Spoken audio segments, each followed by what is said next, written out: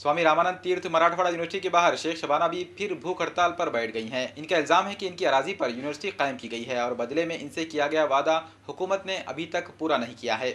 नांदेड़ में स्वामी रामानंद तीर्थ मराठवाड़ा यूनिवर्सिटी के बाहर एहतजाज कर रही शबाना भी अपनी अराजी के बदले अपने बच्चों को नौकरी दिलाने से भी कासिर हैं। मराठवाड़े के इस अहम और बावकार यूनिवर्सिटी के क़याम में शबाना बी की 28 एकड़ अराजी भी इस्तेमाल में ली गई थी।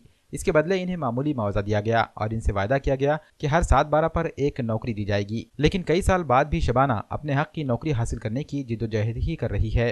पिछली बार जब इन्होंने अपने इस हक के लिए एहतजाज किया तो इनके साथ एक दूसरा खानदान भी शामिल हुआ था। एहतजाज को नौकरी देने का यकीन दिलाकर खत्म करा दिया गया था। इनके साथ शामिल दूसरे खानदान को तो नौकरी दे दी गई, लेकिन इस बार भी इन्हें नौकरी नहीं दी गई। अब शबाना अपनी दूसरी नस्ल को नौकरी दिलाने के लिए जद्दोजहद कर रही हैं और इनका कोई पुरसाने हाल नहीं है। यूनिवर्सिटी इंतजामिया इन्हें नौकरी का तो यकीन दिला रहा है, लेकिन जायदाद खाली होने पर शबाना और उनके अफराद खाना के लिए ये अराजी रोजी रोटी का जरिया थी। अब यूनिवर्सिटी इस पर काबिज है। ऐसे में रोजी रोटी के लिए इनके पास ना ही अराजी बची है और ना ही नौकरी।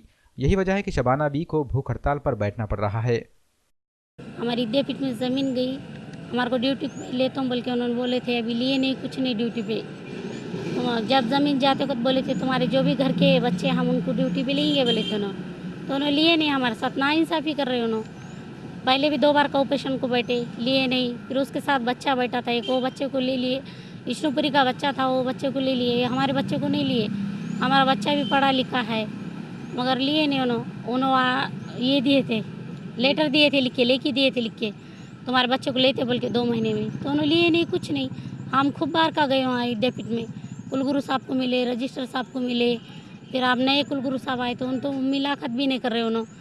रजिस्टर साहब बोल रहे एमसी मेंबर वो है, एमसी मेंबर है, उन्होंने जो फैसला करेंगे वो फैसला होगा। बोल रहे एमसी मेंबर में भी उन्हें भी कुछ ये कर रहे नहीं, करेंगे करेंगे करके बोले।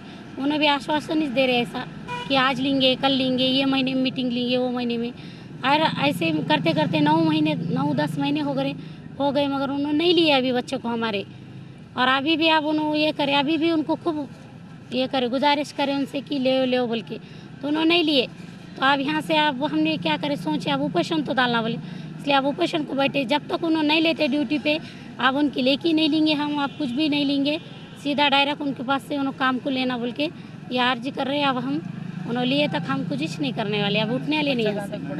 परेशानी से पढ़ा है लिखा है उसको। अब हम खेत गांव में भी कुछ कामा नहीं, कुछ नहीं। अब कुछ धंधा हो कुछ डाल के देंगे बोले तो हमारे पास पैसे नहीं, कहाँ से डाल के देना। ज़मीन हमारी पूरी चली गई। अब करना तो क्या करना, मजबूरी से पढ़ाई लिखा है, गरीबी हालत से बच्चे को, मगर फिर भी उन्होंने नहीं ले रहे ड्यूटी को। अब उनको खूब उनसे गुजारिश कर रहे, उनके जाके दुनिया की उनको बातें वो कर रहे, लेंगे बोल रहे। उन्होंने ऐसी झूठे बातें कर रहे, जिसका जो चल रहा है उसको ले रहे, जिसका पैसा फीसा खा रहे उनको ले रहे उन्होंने, हमारे को नहीं ले रहे। और हमारी ज़मीन जाके हमारे साथ नाइंसाफ़ी कर रहे ना उन्होंने।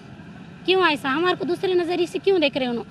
हम भी तो सब जात एक ही छे, हाँ, हमारे साथ क्यों नाइंसाफ़ी कर रहे उन्होंने? हमारे को भी लेना, हमारी तमन्ना है, हमारी ज़मीन गई। अगर से नहीं उनको लेना होता तो हमारी ज़मीन हमको वापस कर दो, हमको ड्यूटी की ज़रूरत नहीं है। हम हमारे ज़मीन में हम कैसा भी काम करके खा लेंगे,